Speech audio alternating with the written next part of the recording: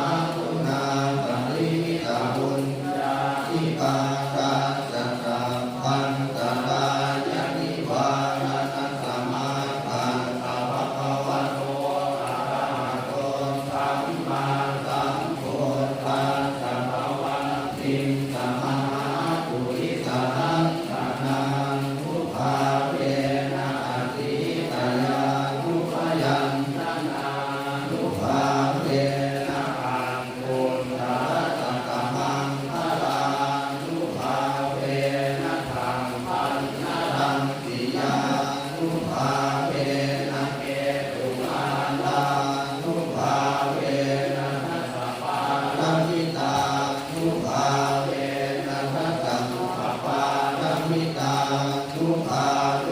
นะสัพพะทิตานามิตังนุภาเวนะสีลสมาธิปัญญานุภาเวนะภูมิภานุภาเวนะธรรมานุภาเว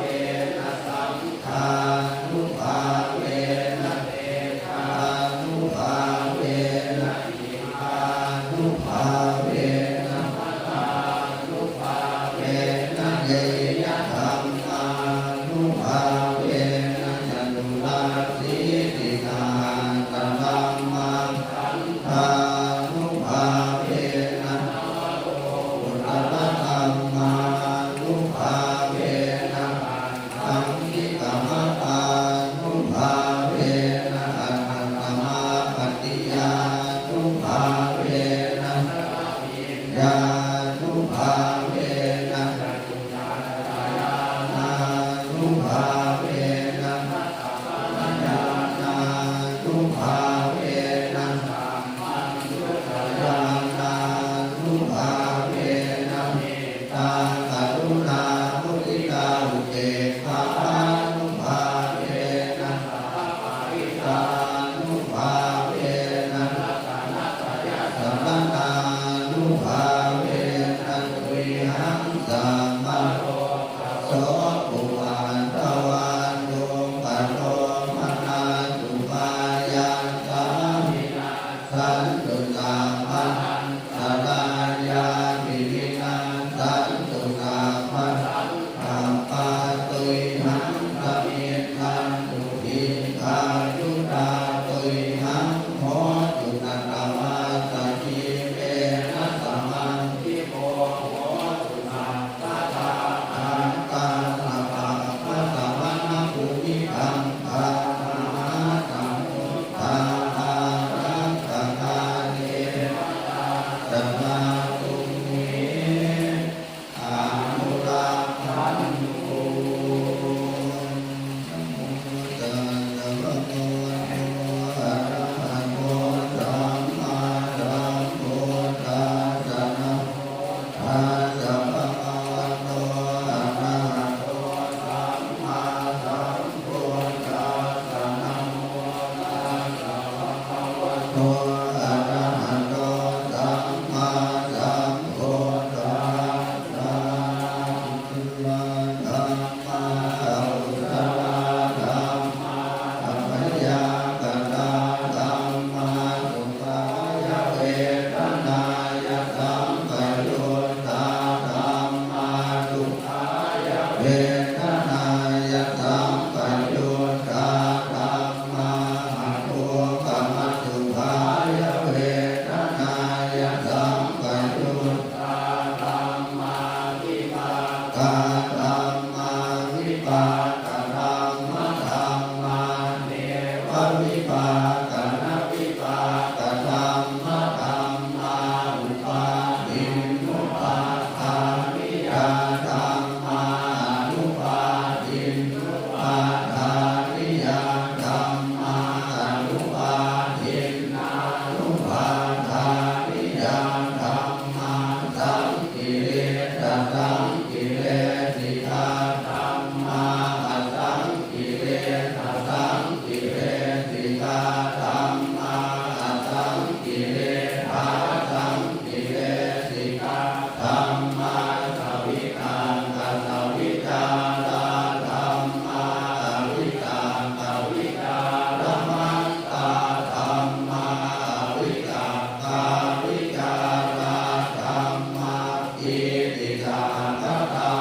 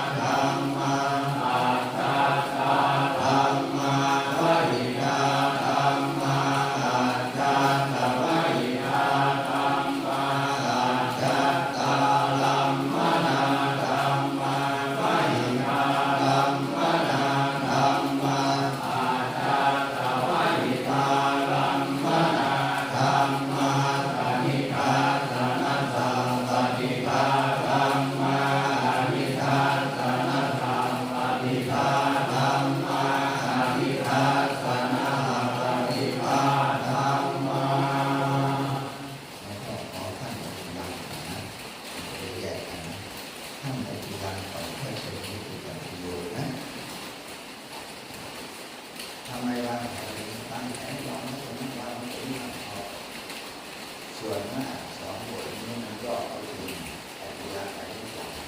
มันมีฝ่ายที่ใช้รูปธรรมมันน้อยมากก็เลยต้องแยกถ้าเราไม่แยกเราจะประกอบกันอยู่เวลาไปใช้มันฝังหัวเข้าไปผมพอเคยเจอก่อนเมื่อก่อนที่ว่าเราเนี่ยคือซ้อมต่อเลยอันนี้ยากับกีฬาต่อเวลาไปปฏิบัติงานจริงๆเอากีฬาไปเสียไปแล้วน้องต่อมีมาแล้วมาได้มีมาแล้วแล้วก็หลายครั้งหลายคราวทีนี้มันฝังเข้าไปแล้วมันถอนกลับมายากมันไม่เหมือนของหลวงพ่อก็เลยแยกเป็นหน้าที่นังยังกายโยมาสมินาทิเจนติโยโทอาเกตังวิญญาโนนิรัตถังวัตติตังอันติลังวัตยังกายโยมาสมินาทิเจนติโยโทอาเกตังวิญญาโนนิรัตถังวัตติตังอันติลังวัตยังกายโยมาสมินาทิเจนติ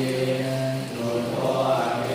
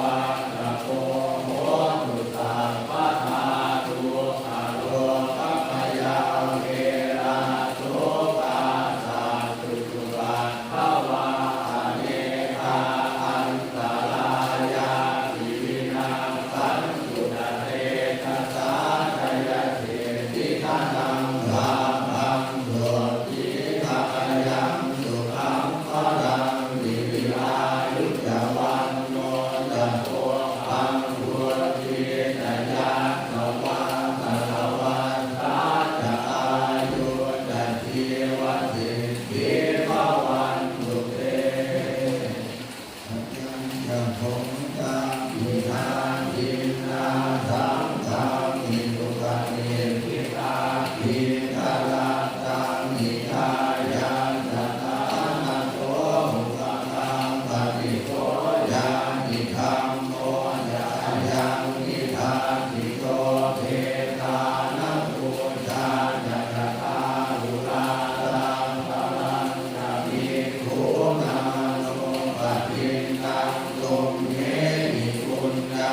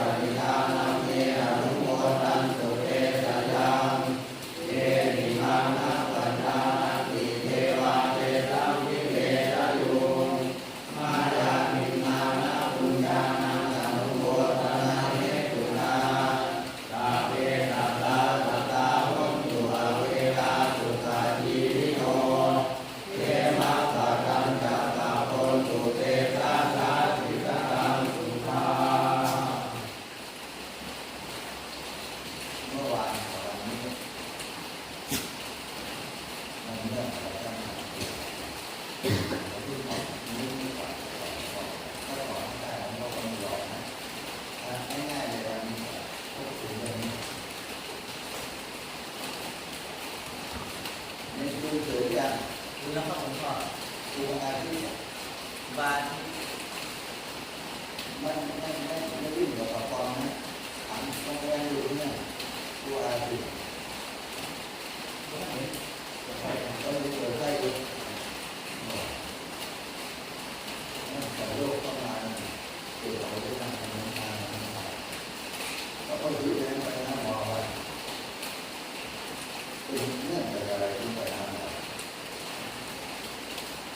ก็ติดต่อไปผมทีนี้แล้วไม่ทันไปวัด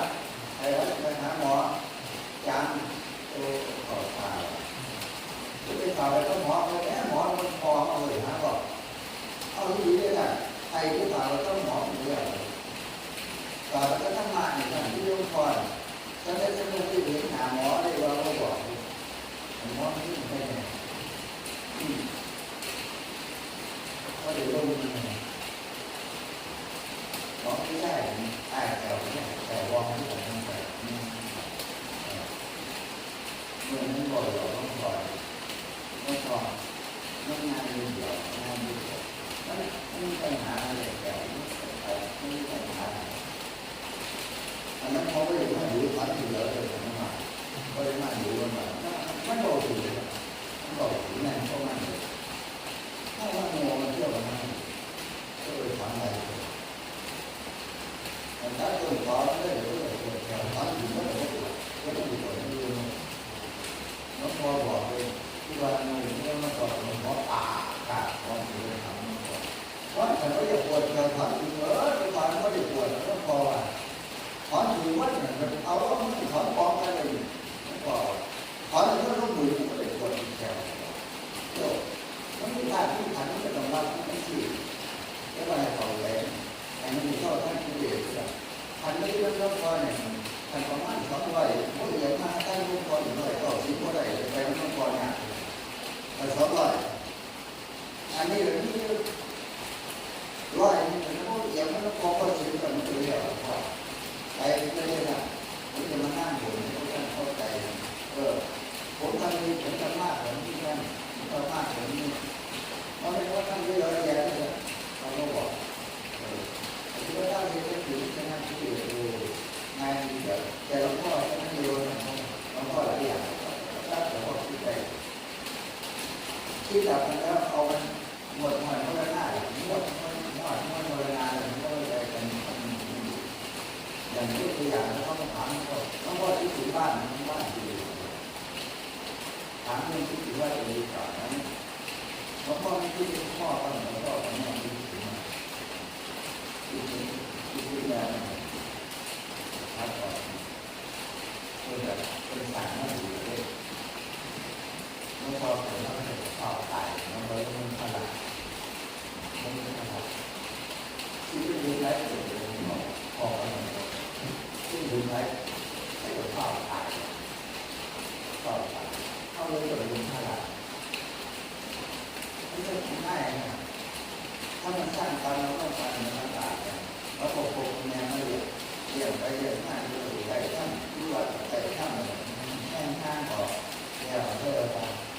มันปวดก็ได้หรอกท่านปวดก็ได้หรอกมันทำรุ่นน้องก่อนแล้วเดี๋ยวบอกลูกไปฉลาดเนี่ยบอกเบิ้ลเลยเดี๋ยวเบิ้ลฉลาดลูกไปฉลาดก็ว่าก็บอกอยู่ด้วยตอนเลิกด่ามันต้องเจอตั้งฐานแล้วเราไปขอไปตั้งฐานแล้วเราไปถามไอ้ตื่นแม่ไปถามไอ้ตื่นแม่แล้วพอกลับมาในง่ายง่ายไปด้วยกันไปตื่นทุกวันตั้งโอ้ยมันฉลาดแม่โม่ที่ไหนไปถามมันไม่ตื่นไปถามพ่อแม่พ่อเราตื่นเขาไม่เชื่อกรุณาเชื่อนะท่านเชื่อถึงหน่อยท่านเตียงมาทำของพ่อนะท่านถ้าเรียนมาถ้าเครื่องดื่มกับเราข้อนี้ก็ได้ไม่เป็นไรแต่ถ้าผมมี100ผมมี200ท่านเรียนมาแค่10%ตายเลยนะท่านโดนหาที่ตายแล้วนะผมเปรียบเทียบเป็นการโดนหาที่ตายแล้วนะไม่ของบ้านก็วิ่งอยู่แล้วเลยนะ หลวงพ่อไม่แนะนำไปขวางที่อื่นนะไปมาขวางตรงนี้เนี่ยเลิกขวางที่ตรงนี้ก็ไม่จะมาขวางที่อื่นก็จบนะชีวิตง่ายนิดเดียวเท่านั้นเองก็มาฝึกแล้วยังไม่เอาอยู่ยุ่งผมเข้มงวดแต่ผมทำงานเดือนอยู่นั่นโอ้โหรับรองผมจะเรียนผมก็ข้างเยอะหลายคนไม่เยอะเห็นผมไปเรียนต่อใจอยู่วันเห็นวันก็มาผมทำบทชาวบ้านผมทำบทชาวบ้านผมไม่ละอายทำดีผมก็ไม่อยากอายเลยผมทำดีอยากจะคุ้มเองหน่อยพวกแต่พวกกันเข้มงวดมากพอแล้วพอต้องว่าอยู่โตนี้ไปไกลก็อยู่ยังอีกเยอะมันสิฉลาดมันหนีไก่เข้าหรือว่าถ้าไปนี้นะเยอะไปบอกมันเยอะเยอะไปบอกว่าย่างเนี่ยมันค่อนฉลาดไม่พอท่านให้มันเรียนต้นมันเรียนไปเรื่อยๆห่างหรือว่าจะล่อห่างมันโดนเกิดปัญญาอะไรอย่างนี้ทำเนี่ยหลวงพ่อก็บอกแล้วชี้แจงให้ฟังแล้วท่านตั้งแถวต้อนรับหลวงพ่อเมื่อก่อนเขาเป็นแต่ละการเป็นอะไรใหม่เมื่อก่อนเขาเหนื่อยเมื่อก่อนที่ทำงานไม่เข้าใจตั้งแถวรอหลวงพ่ออะไรอย่างเงี้ยแล้วพอไปทุกนั่งไม่ก็ต้องทุกเรื่องหลวงพ่อเรื่องฝ่ายเรื่องของเรื่องการตั้งก่อนเมื่อก่อนมันวิทยุเมื่อก่อนเขาเรียกว่าอิทธิพลพอสมควรนะทำไมเวลาเกิดใครสุภาพนะทำไมเขาเรื่อยๆทำไมต้องถึง24ครับเข้าใจมีต่อยากเขามันอยู่ร้านคุณเอาห่อและห่อห่างที่เคยในที่หาที่ดีแต่เลือกไปมากไม่ชื่อว่าแก้พอหน่อยที่เราปั้นห่อห่างว่ามีลูกในร้านมีที่เดือนหนึ่งเพราะอย่างเดือนพวกเราเดือนตายไปแล้วเก่าเดือนก็ไม่ตายอยู่แล้วพ่อที่รับมีตั้งเอาไปที่หกแล้วก็ที่หกบาทไปไม่ได้ถ้าที่นึกไม่ได้ที่จะบอกเอาเรื่องโดนทุกปากให้ดูด้วยนะถ้านั่นเป็นตัวเลือกเลยอันนี้ได้ไหมถ้าคนไม่ได้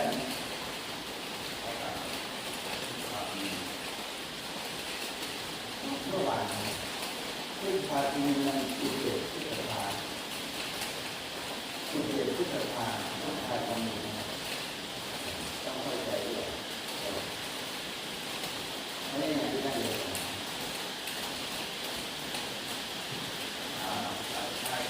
ไม่ใช่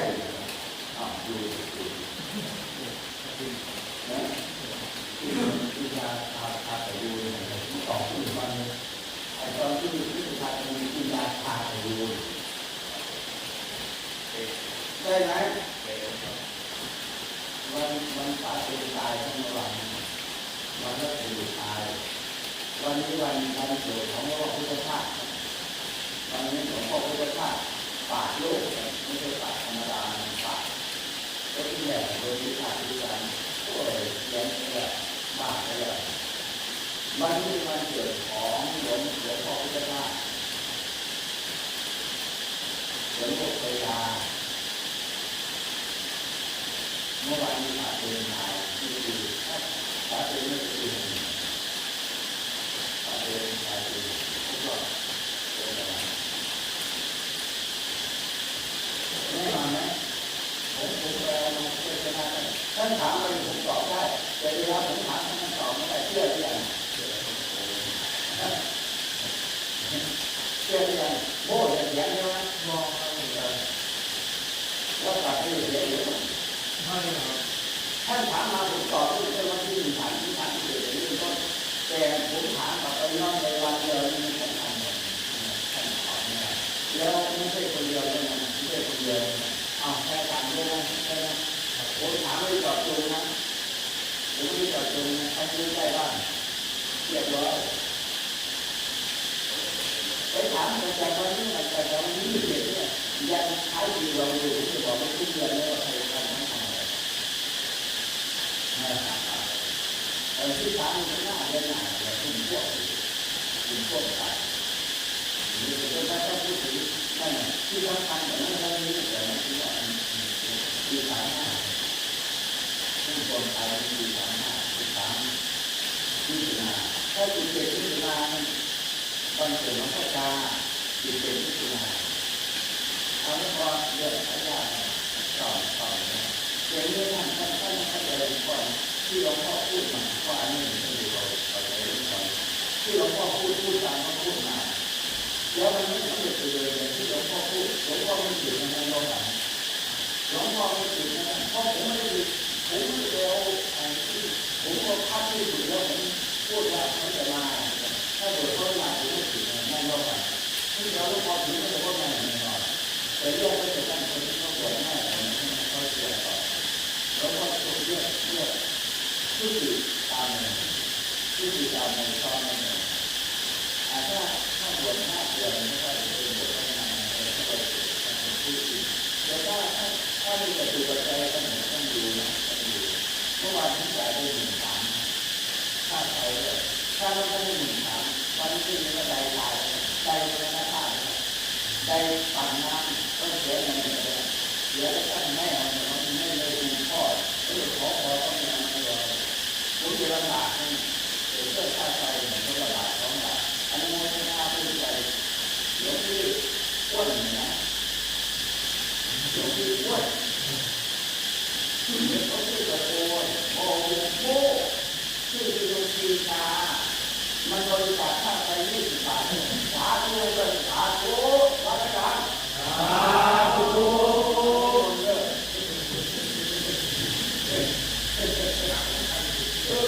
ถึงไม่กล้า